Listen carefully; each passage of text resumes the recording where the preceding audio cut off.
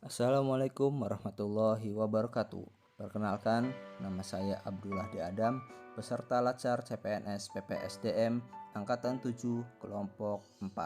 Saya akan menjelaskan wawasan kebangsaan dan nilai-nilai bela negara dalam bentuk mind map.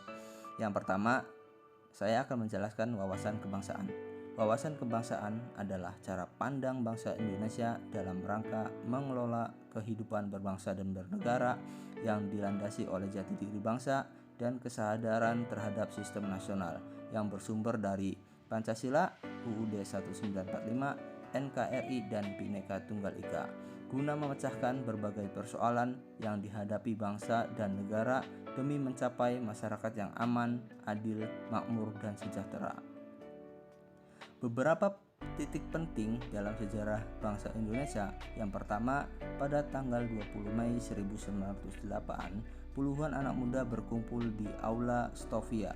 Dalam pertemuan disepakati organisasi Budi Utomo, organisasi pergerakan nasional yang pertama yang menggunakan nama Indonesia merupakan Organisasi Perhimpunan Indonesia atau yang sering kita sebut dengan PI, yang menjadi pelopor kemerdekaan Indonesia.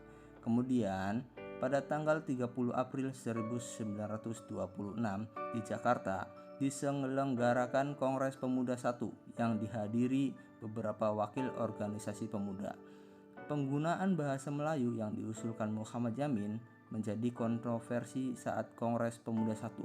Oleh karena itu, diadakan Kongres Pemuda II pada tanggal 27 sampai dengan 28 Oktober 1928. Pada 1 Maret 1945, dalam situasi kritis, Letnan Jenderal Pumaki Cikaharada mengumumkan pembentukan Badan Pendidikan Usaha-Usaha Persiapan Kemerdekaan Indonesia atau disebut dengan BPUPKI. Dan selanjutnya, titik penting dalam sejarah bangsa Indonesia adanya PPKI yang dibentuk pada tanggal 7 Agustus 1945. Selanjutnya, saya akan membahas mengenai konsensus dasar berbangsa dan bernegara.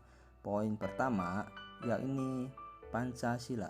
Pancasila berasal dari bahasa Sanskerta, yaitu panca dan sila. Panca artinya 5 dan sila artinya dasar. Nilai-nilai yang terkandung di dalam Pancasila adalah nilai yang mendasar untuk dijadikan sebagai pedoman peraturan. Poin kedua yaitu UUD 1945, Undang-Undang Dasar Negara Republik Indonesia tahun 1945 adalah Konstitusi Republik Indonesia. Selanjutnya, poin ketiga yaitu Bhinneka Tunggal Ika. Sesuai makna semboyan Bhinneka Tunggal Ika berbeda-beda tetapi pada hakikatnya satu. Dan poin terakhir yaitu NKRI. Keberadaan negara Republik Indonesia tidak dapat dipisahkan dari peristiwa proklamasi kemerdekaan tanggal 17 Agustus 1945.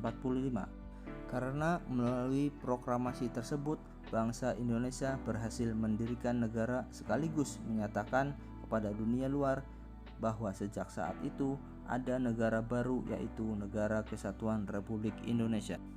Untuk membedakan bangsa Indonesia dengan bangsa lainnya, negara kita memiliki identitas NKRI yang terdiri dari bendera Sang Saka Merah Putih, bahasa yaitu Bahasa Persatuan Bahasa Indonesia, lambang negara yaitu Garuda Pancasila, dan lagu kebangsaan yaitu lagu Indonesia Raya.